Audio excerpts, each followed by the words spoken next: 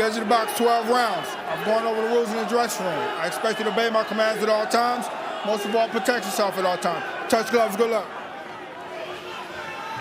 The mentality of Vincenzo Gualtieri is to be respected. He said, I understand Janibek is a strong fighter with excellent punching power, but we're in the top level now, and I will only fight fighters who are good. That's what boxing needs. Stop hiding behind the O. Go out there and look for glory. And that's what Vincenzo Gualtieri and Janibek Alimkhanuly are trying to do here in this middleweight title unification. The power of Alimkhanuly in the green trunks trimmed in red against Il Capo, the boxer, Vincenzo Gualtieri. Well, what I did was I threw my pen across the table during the fighter meetings, and he picked it up with his left hand.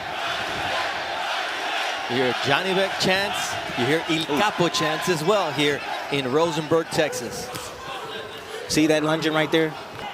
A picture right there of Gualtieri going over his back leg, bringing his back leg forward and squared up. The uppercut will be coming sooner than later. And both have vicious uppercuts because that's the punch that Gualtieri dropped Esquiva Falcao in his world championship fight to win the world title his last time out. But his power does not compare to Janibek Alimkhanuly. You know, the uppercut, Gualtieri is reactive. So if you put enough pressure on him, if you're close enough, he's going to release those uppercuts.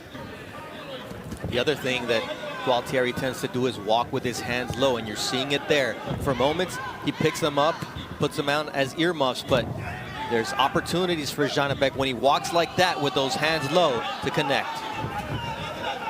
Good defense there from Gualtieri to get those hands back up as Alimkhanuly was shooting that right, but that jab in the left cross, get in. There it is.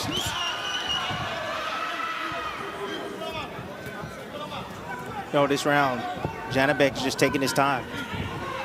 Taking his time. He doesn't feel threatened at all. He's bagging up Gualtieri even with his feints. Gualtieri has definitely felt that power. And he doesn't want to get hit cleanly. That's the reason why he's playing defense right now. He wants Janibek to wear down just a little bit so that way he can start working.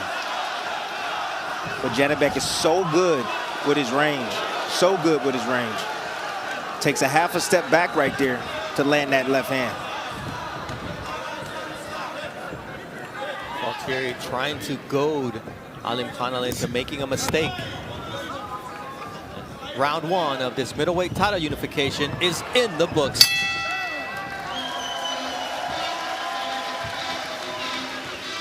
In our fighter meetings, Janibek Alimkhanuly told us, you haven't seen the best Janibek because I haven't seen the best opponent. None of my opponents have been on my level. Tonight, Vincenzo Gualtieri wants to change that in this unification bout, as one of these two men will either go back to Kazakhstan or Germany holding two belts. Gualtieri right now, he's looking for an opportunity to rush in, to get close, to close the gap right now. Janibek right now is holding his ground, using his jab, using that up jab, trying to split the guard of Gualtieri. You saw the promo for October 28th. The baddest man on the planet, Tyson Fury or Francis Ngannou. One is the lineal heavyweight champion, the other the MMA champion at heavyweight. Janibek now is looking for that uppercut. He's sitting on that back foot, keeping his head back towards his back foot.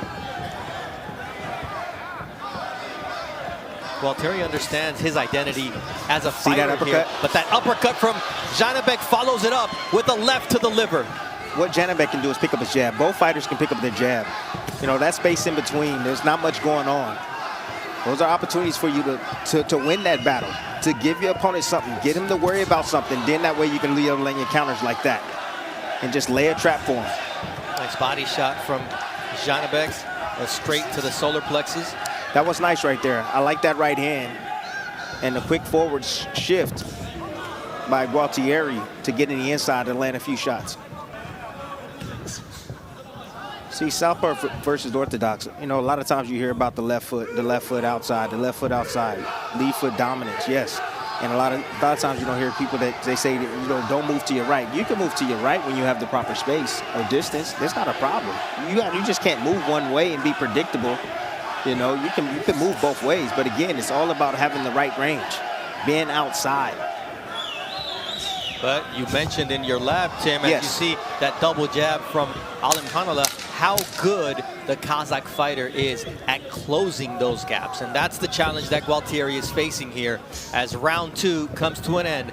Top Rank Boxing on ESPN. All right, when you get a southpaw and an orthodox fighter, Tim, you were explaining the importance of that lead foot. And Janibek's already using it to his advantage here early in this fight. Yeah, but sometimes your feet get too close. You step on the foot of your opponent. Now, I don't know if that was purposely done right there by Janibek. It was twice in a row right there. But I would assume that it was probably done purposely. After the second and the third time? Yes. I would think so, Tim. You step on the fighter's shoe right there, as you keep seeing Janibek doing. You see the referee's not paying attention to it. Now, what happens is if Janibek hits him with a shot, but it's not a clean shot, and he goes down, now that's unfair. That is. So the referee has to pay attention to that.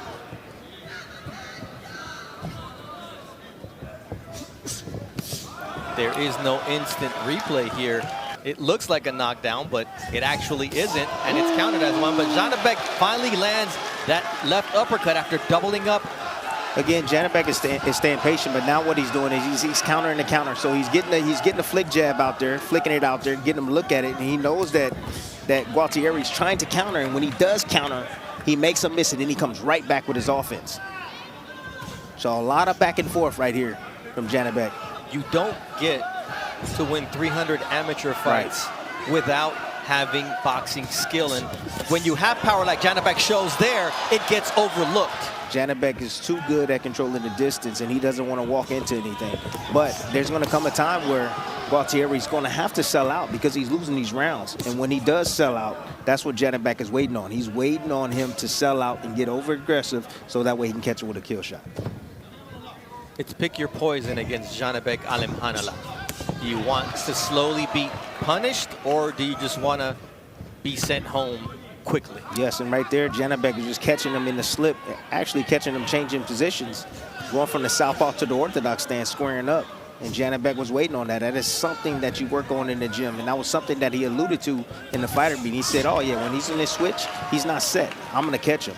You see a little bit of swelling, and it's a piston that Alimkhanuly sticks out there. It's not just a measuring jab.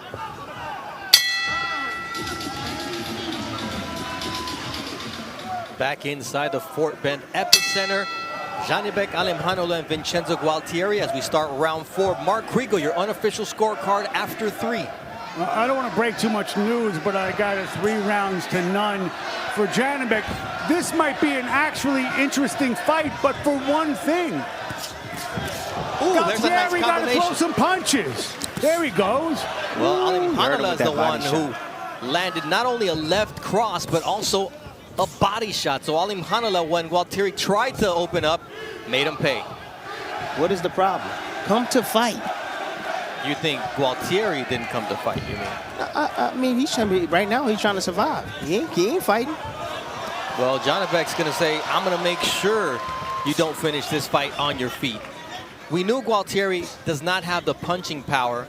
And when you mention the fact that you got to throw your hands, he's thrown 46 compared to 117 for Janibek Alimkhanuly. That's just not going to cut it. What did I tell you? I told you somebody's fool's gold.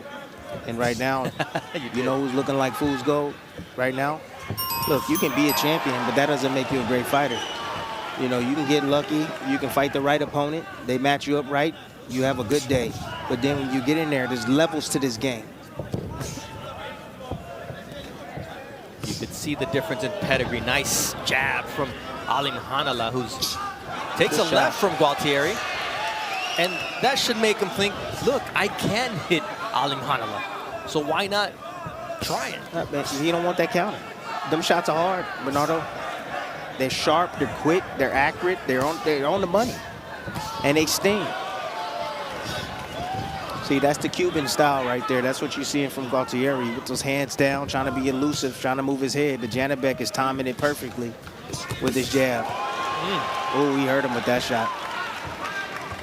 Janibek trying to find his range, trying to find that moment to unleash on Gualtieri. And we talk about Janibek making his punches count. He usually lands 36% of his power punches. Tonight he's at 54%, and that is not a number that Il Capo Gualtieri wants Janibek Alimkhanuly to be around if he's gonna finish this fight on his feet.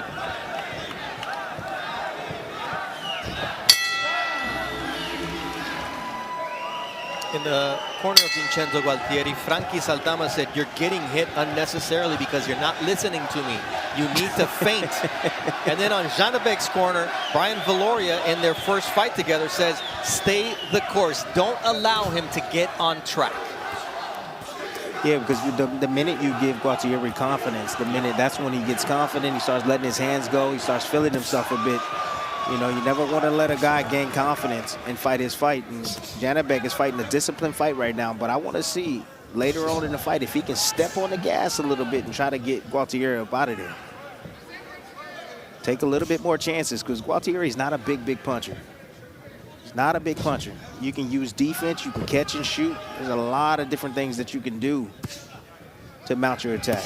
But Alimkhanuly staying disciplined behind that stick. That jab is causing trouble not only under the left eye of Gualtieri, but there's also a slight scrape on the bridge of the nose of Vincenzo Gualtieri.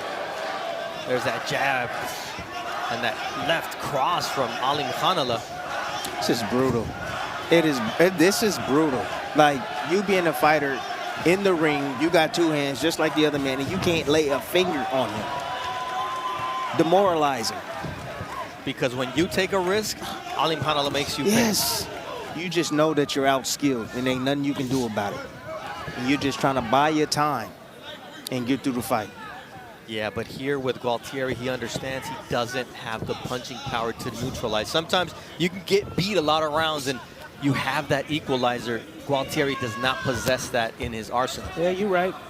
But I didn't have a whole lot of punching power either. Ooh, that uppercut hurts Gualtieri as he reels back. Alimkhanuly is in finish the fight mode, and that's exactly what he's trying to do here in round number 5. But what a great recovery from Gualtieri. Moved his feet, bought himself some time. Trying to clear his head. He was buzzed for a split second. Gualtieri, he's in shape because he's recovered quickly right now, but he's still not out of the woods. Janibek looking to line him up again for a big shot. Gualtieri finally. That uppercut is a damaging punch from Janibek Alimkhanuly, and so is that right hook to the body. Did you see that arm go down? Yep. That elbow? Tucked it real quick.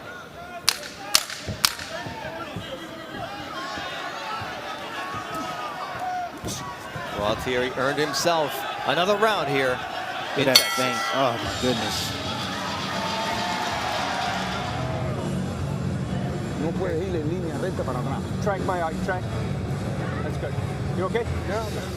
We're inside the Fort Bend Epicenter here in Rosenberg, Texas. So new that we could smell the paint, but Janibek is denting the paint. Beautiful off up of jab. Gualtieri. That's a pull.